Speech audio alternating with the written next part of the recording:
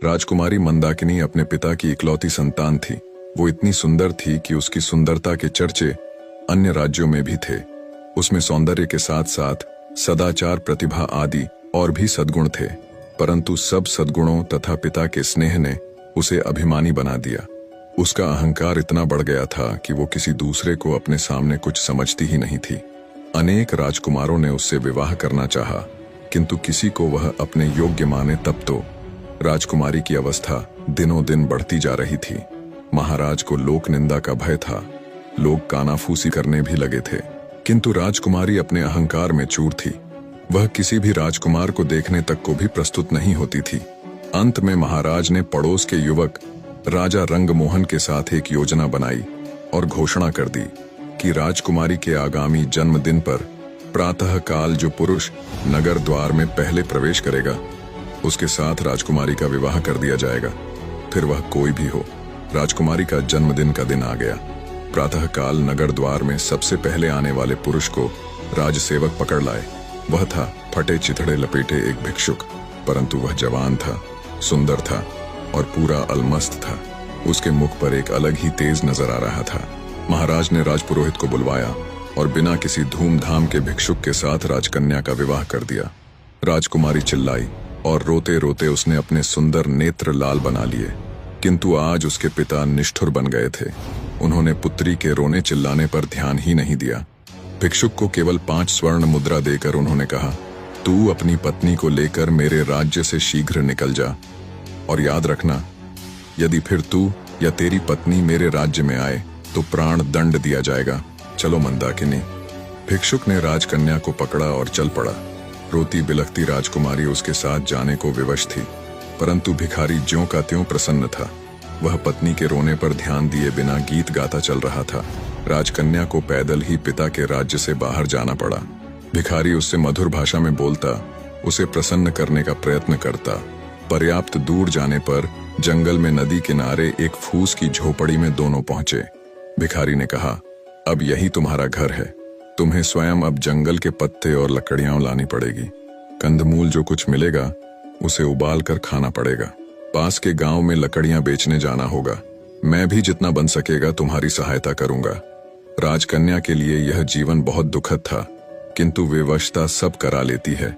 उसे एक ही सुख था कि भिखारी उसके साथ बहुत प्रेमपूर्ण व्यवहार करता था। कुछ दिन ऐसे ही बीत गए।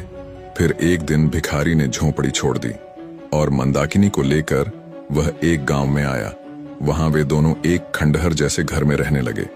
भिखारी कहीं से कुछ पैसे ले आया और उससे उसने मिट्टी के बर्तन खरीदे। पत्नी से कहा, इन बर्तनों को बाजार में ले जाकर बेच आओ। किसी समय जो राजकन्या थी, उसके लिए सिर पर बर्तन उठाकर बाजार में जाना बड़ा कठिन काम था, किंतु मरती क्या करती, उसे जाना पड़ा। भिखारी ने उसे स्पष्ट कह दिया कि यदि उसकी आज्ञा का पालन न करना हो तो वह मंदाकिनी को छोड़कर चला जाएगा। बेचारी मंदाकिनी बर्तन सिर पर उठाकर बाजार गई। उसे बर्तन बेचना तो आता नहीं था, दूसरों से नम्र व्यवहार करना भी नहीं आता था। बाजार में बर्तन रखकर वह उनके पास खड़ी रही, क्योंकि जमीन पर बैठना उसे बहुत बुरा लग रहा था। उसे कुछ ही देर वहां खड़े हुए हुई थी कि एक घुड़सवार युवक बाजार में आया। उसने मंदाकिनी से बर्तनों के दाम पूछे। मंदाकिनी ने रूखे स्वर में दाम बताए तो घुड़सवार लौट पड़ा। मोड़ते समय उसका घोड़ा भड़क उठा। फलतः घोड़े के पैरों की ठोकर से सब बर्तन फूट गए। घुड़सवार बिना कोई ध्यान दिए वहां से चला गया। अब मंदाकिनी को काटो तो खून नहीं। बेचारी रोती हुई घर लौटी। भिखारी आते ही क्रोधित होगा, ये बात सोच सोचकर उसके प्राण सूखे जा रहे थे। भिखारी आया तो देखा रो रो कर मंदाकिनी की आंखें सूज गई थीं। वह कुछ नहीं बोला, परंतु दूसरे दिन कहा, मंदाकिनी, तुम्हें कुछ नहीं आता। मिट्टी के सभी बर्तन टूट गए। अब हम दोनों का निर्वाह कैसे होगा? एक उपाय है, नगर में चलते हैं। सुना है राजा रंगमोहन बहुत दयालु है। उसकी पाकशाला में तुम्हें कोई नौकरी दिलवाने का प्रयत्न करूंगा। तुम्हें काम मिल जाए तो तुम्हारी ओर से निश्चिंत होकर मैं भी कहीं अच्छे पैसे वाला ढंग का काम ढूंढ लूंगा। कुछ धन एकत्र हो जाने पर कोई व्यापार कर लूंगा और तब तुम्हें भी अपने पास बुला लूंगा। राजा रंगमोहन का नाम सुनकर मंदाकिनी ने लंबी सांस ली। एक समय इस नरेश ने उससे विवाह करने का प्रस्ताव किया था। आज वह राजरानी होती, किंतु हाय रे ये घमंड, आज उसी राजभवन में वह दासी बनने जा रही है। जाने के अतिरिक्त कोई दूसरा रास्ता नहीं था। मंदाकिनी नगर में गई और राजा की पाकशाला में उसे नौकरी मिल गई। भिखारी उससे विदा होकर कहीं चला गया। मंदाकिनी का गर्व नष्ट हो गया था, उसका स्वभाव बदल गया था। अब वह अत्यंत विनम्र, परिश्रमी और सावधान सेविका बन गई थी। रसोई घर की अध्यक्षा रंभा कुमारी उसके कार्य से अत्यंत संतुष्ट थी। बसंत पंचमी आई। राजा रंगमोहन का जन्मदिन था। सभी सेवकों को इस दिन नरेश अपने हाथ से पुरस्कृत करते थे। दूसरी सेविकाओं के साथ मंदाकिनी को भी राजसभा में जाना पड़ा।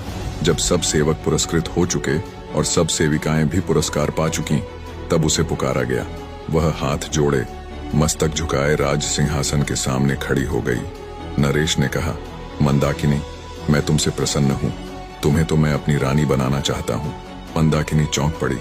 महाराज, आपको ऐसी अधर्मपूर्ण बात नहीं करनी चाहिए। मैं परस्त्री हूँ। क्या हुआ जो मेरा पति भिक्षुक है? मेरा तो वही सर्वस्व है। उसे छोड़कर मैं दूसरे किसी की सोच भी नहीं सकती। वही मेरा स्वामी है। आपकी मुझ पर बहुत कृपा है, तो इतना अनुग्रह करें कि मेरे पति का पता लगवाकर उसे बुला दें। मैं पाकशाला में सेवा करके प्रसन्न हूँ। महाराज रंगमोहन चले गए और थोड़ी देर में वह भिखारी राजमहल से निकला। मंदाकिनी उसे देखते ही दौड़कर उसके पैरों पर गिर पड़ी। भिखारी मुस्कुराया और बोला, मंदाकिनी, मुझे ध्यान से देखो तो तुम्हें मुझमें और रंगमोहन में कुछ सादृश्य नहीं मिलता? भेद खुल चुका था। भिखारी के वेश में उसको ग्रहण करने वाले स्वयं राजा रंगमोहन ही थे और वह थी उनकी महारानी।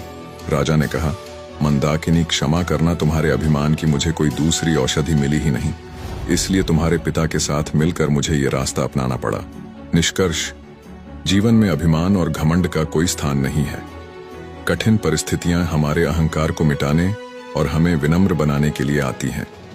जीवन की सच्ची समझ कठिनाइयों से ही मिलती है और सच्चे प्रेम और समर्पण के बिना जीवन में वास्तविक खुशी और संतोष संभव नहीं है।